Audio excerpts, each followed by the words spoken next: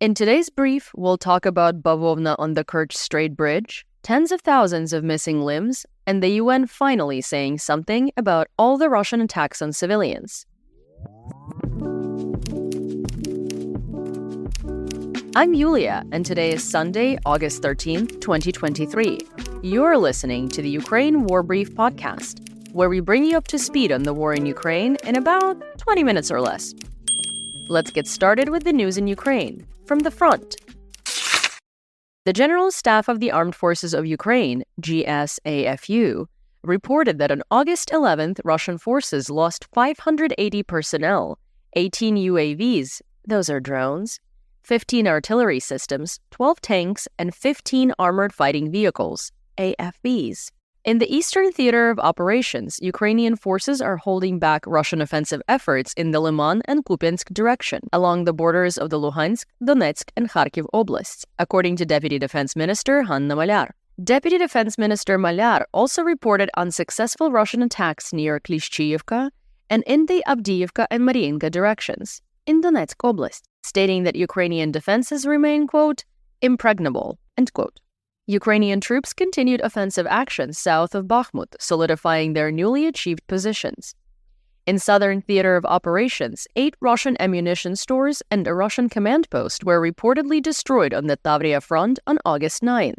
Ukrainian forces have reportedly penetrated Russian defensive lines around Robotino and had notable success in the area of Urozhaine and Priyutne near Staromayorsk on the border between Donetsk and Zaporizhzhia oblasts. And there are preliminary reports that settlements in the area have been liberated.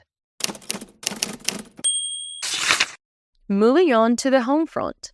Another accomplice of Viktor Medvedchuk has been sentenced to prison.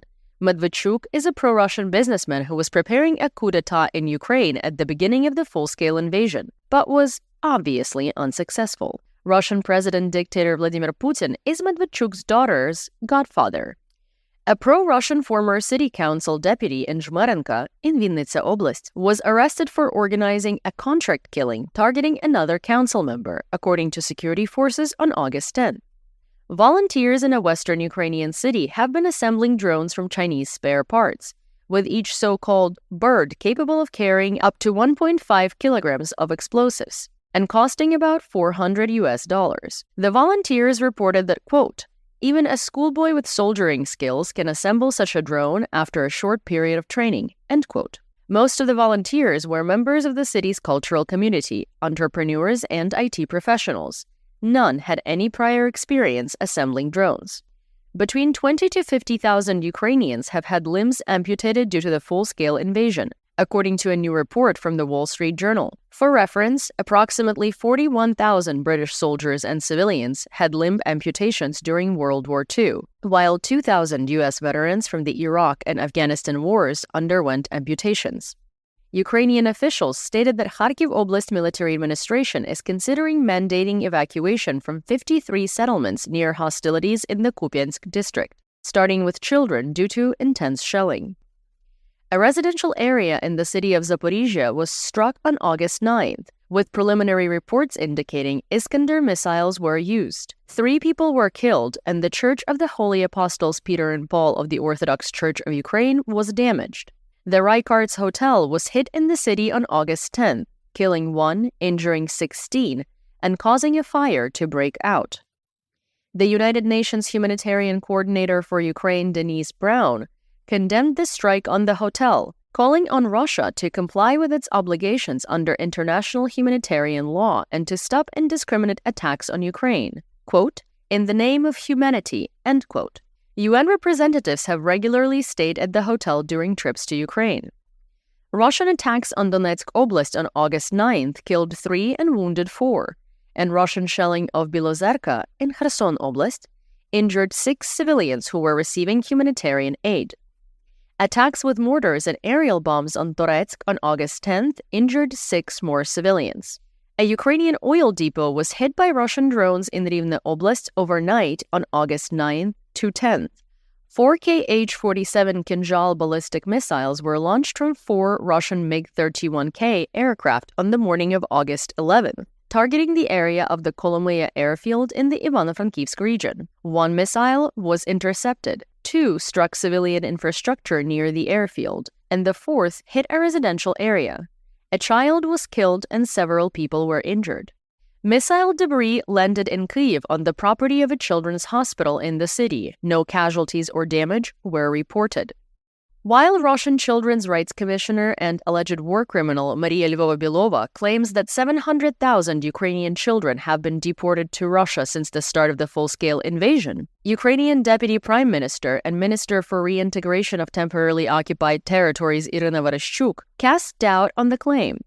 Vereshchuk said that there is information about 20,000 children who were kidnapped, but likely more have been taken. Only 380 children have been returned. A report published by a coalition of Ukrainian and international institutions noted that between February 24, 2022 and July 14, 2023, the Ukrainian healthcare system has suffered on average 2 attacks per day. In a total of 1,014 attacks on hospitals, medical workers, and healthcare infrastructure. At least 148 medical workers have been killed and 106 wounded in that time. In November 2023, a team of American plastic surgeons will perform free reconstructive surgery in Lviv for Ukrainian civilians and military personnel who have suffered facial and neck injuries. According to the Lviv City Council, the initiative is part of the Face-to-Face project, which has previously operated on 50 patients and consulted another 80. Next up, temporarily occupied territories. The Russian Ministry of Defense, MOD, reported that 11 Ukrainian drones were launched at Sevastopol in occupied Crimea overnight on August 9th to 10th, noting that 2 were shot down and the remaining UAVs were brought down by electronic warfare systems. The Zaporizhzhia nuclear power plant in occupied Enerhodar in Zaporizhzhia Oblast reportedly lost power to its main 700-kilowatt power line on August 10th and had to be connected to the 330-kilowatt backup line. If the backup line were to fail, it would put the ZNPP, Europe's largest nuclear power plant, in danger of a blackout. Some assessment.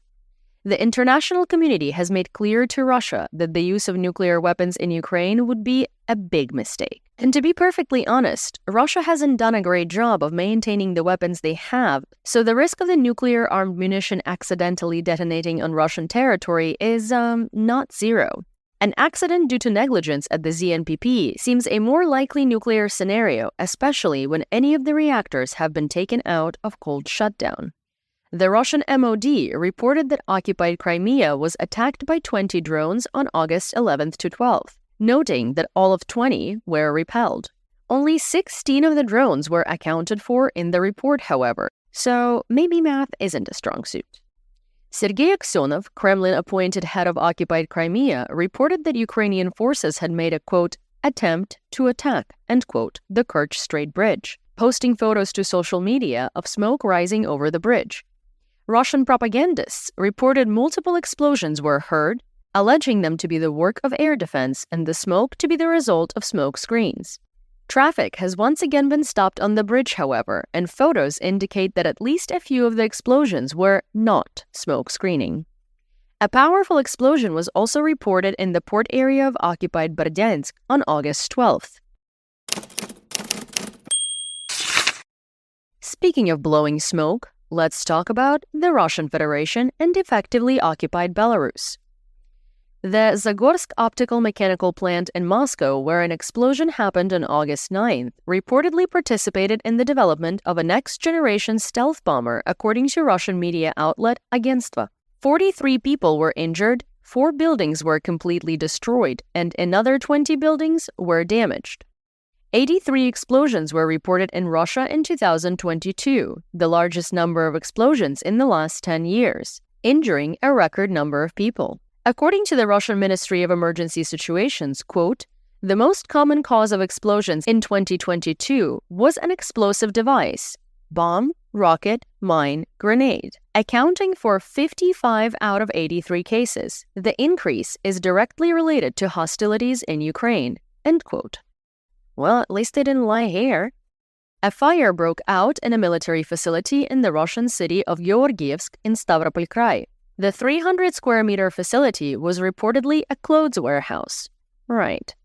According to the Institute for the Study of War, ISW, Russian authorities are hoping to nationalize Russian-owned internet search engine Yandex in order to better control the information space leading up to the 2024 presidential election. A week after Ukrainian Security Services warning, the Ministry of Emergency Situations of Belarus announced that a fire broke out at the Mazar oil refinery in Belarus. The United States and Canada both announced new sanctions against Belarus on August 9th. The U.S. Treasury Department targeted 8 individuals and 5 entities, including Belarusian state airlines, while Canada targeted 9 individuals and 7 entities for their complicity in the Belarusian regime's domestic oppression and support for the Russian invasion of Ukraine. The 6th Separate Guards Mechanized Brigade of the Belarusian Armed Forces will be conducting exercises near the border with Poland and Lithuania, according to Belarusian MOD. British intelligence posits that the exercises are likely part of the Belarusian military's routine training cycle and not an indication that they are in any way combat-ready. Oh, but what about those videos of Belarusian military men dragging cars and blowing red and green smoke off of their roofs? Not combat prep? Russia is almost certainly, however, hoping to promote Belarusian forces as a credible threat to NATO. Next up, European news. Polish Minister of Defense Mariusz Błaszczak reported that the number of troops on the border with Belarus will be increased by several thousand in order to deter potential aggression from the country.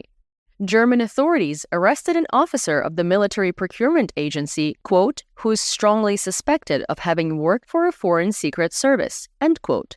To be clear, the secret service alleged to have been involved is Russia. Now let's talk about the news worldwide. A CNN poll appeared to indicate that most Americans oppose Congress providing additional funding to Ukraine, which was downplayed by the White House ahead of the Biden administration's request for more aid. U.S. National Security Council Coordinator for Strategic Communications John Kirby stated that he sees no evidence that Americans' support for military aid to Ukraine is waning, saying, quote, "We have seen throughout this war solid support from the American people, solid support from the Congress in a bipartisan and bicameral way for continuing to support Ukraine, and we're going to stay focused on that," end quote. The Biden administration submitted a request to Congress for the allocation of more than $22 billion in additional support for Ukraine by the end of 2023. The request includes more than $13 billion in military aid and $8 billion in humanitarian support. When asked if U.S. aid to Ukraine will change if Donald Trump is elected president, spokesman for the U.S. Department of State Matthew Miller said that support for Ukraine and bilateral security guarantees between the two nations will be enshrined in bilateral agreements that will remain valid regardless of who the president of the U.S. is. Miller also made clear that, quote, "Ukraine is in the driver's seat when it comes to deciding the future of Ukraine, and that is true with respect to any potential negotiations," end quote, stating that it's not up to the U.S. or any other country to organize a meeting between Ukrainian President Volodymyr Zelensky and Russian President Putin. Ukrainian Foreign Minister Dmytro Kuleba told Italian media publication Corriere della Sera that Ukraine is no longer willing to negotiate directly with Putin. Quote, "The crimes committed since the beginning of the aggression against our country are too grave for us to sit at the same table. We absolutely do not trust him. However, mediation by third parties is possible, provided that the Russians are ready to withdraw," end quote. Finally, let's talk military tech. Ukraine has begun to develop underwater attack drones, basically guided torpedoes. The Toloka project involves the development of 3 versions of underwater drones. The TLK-150 is the smallest, with a 20 to 50 kilogram warhead and a range of 100 kilometers. It uses GPS for its guidance system and inertial navigation in the event of GPS jamming. The TLK-400 has a 500 kilogram warhead and a range of 1,200 kilometers. And the largest version, the TLK-1000, has 5 tons of explosives in capacity and a range of 2,000 kilometers. CNN reported, citing an unnamed Ukrainian official, that Ukraine has submitted a report to the Pentagon on its use of U.S. cluster munitions on the battlefield. The data provided to the U.S. Department of Defense includes the number of rounds fired and the number of Russian targets destroyed, but the official reportedly declined to share the data with CNN. In an interview with the Washington Post, Polish President Andrzej Duda stated that the amount of weapons Ukraine has now is insufficient to change the balance of the war in its favor, noting that Ukraine has a more modern military than Russia thanks to the aid of international partners. But it's not enough.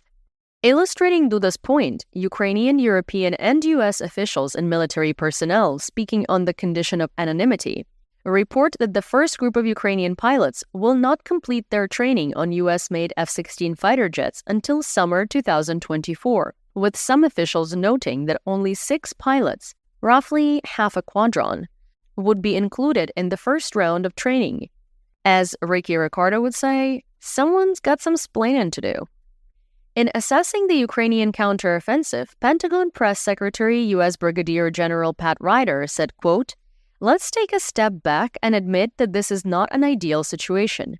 No one in their right mind would ever want Russia to invade Ukraine, but it did happen.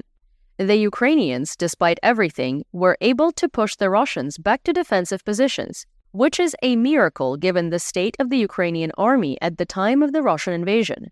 So these are outstanding results in a less than ideal situation. In the future, we will continue to consult with them and provide them with training so that they can regain their sovereign territory and eventually win this struggle." End quote. Brigadier General Ryder announced on August 10th that the U.S. plans to increase the production of NATO standard 155mm shells, which has become critical for Ukrainian forces as they utilize more and more artillery systems provided by the West. The U.S. currently manufactures around 24,000 rounds of 155mm ammunition per month and will increase production to 80,000 rounds per month. Members of the German Bundestag have called on the government and Chancellor Olaf Scholz to provide Ukraine with Taurus long-range cruise missiles as soon as possible. While some German lawmakers have argued that the discussion of Taurus missiles will lead to Russian escalation, others respond that Russia is escalating the conflict regardless. I say that Russia has zero ability to escalate any further. The Netherlands has donated 6 mobile medical complexes, according to Ukraine's State Border Guard Service. The complexes enable the Border Guard Service to set up NATO-standard medical and evacuation support, with medics able to deploy a full-fledged field hospital with its own operating room, pre-op, laboratory, and equipment sterilization. 900 Ukrainian Marines have completed training in the UK, practicing amphibious operations and beach raids, according to the British MOD. The Marines were trained by the Royal Marines and British Commandos in a program lasting 6 months.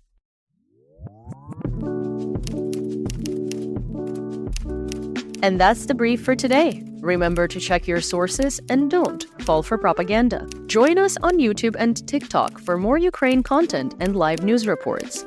And please, consider supporting our work on Substack. You'll find the links in the description. We will be back tomorrow with more updates. Until then, мирного вам неба!